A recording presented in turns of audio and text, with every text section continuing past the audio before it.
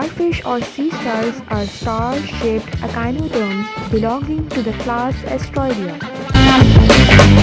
Common usage frequently finds these names also applied to ophiuroids, which are correctly referred to as brittle stars or basket stars.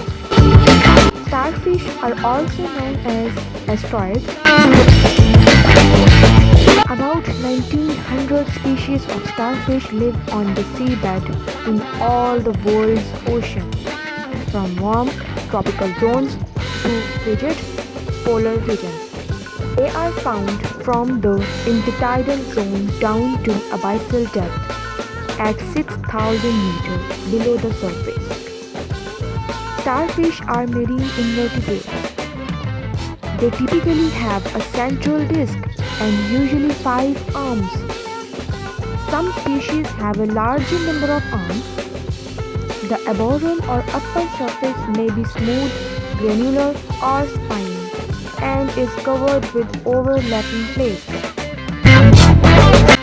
Many species are brightly colored in various shades of red or orange, while others are blue, gray, or brown.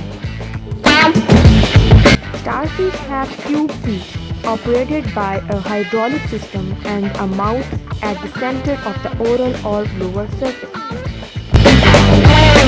They are opportunistic feeders and are mostly predators. Several species have specialized feeding behaviors, including eversion of their stomachs and suspension feeding. They have complex life cycles and can reproduce both sexually and asexually. Most of them can regenerate by themselves.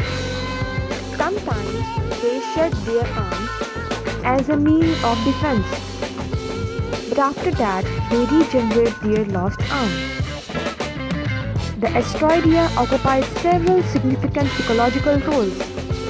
They are sometimes collected as curios, used in designs or as logos, and in some cultures, despite possible toxicity, and they can be eaten.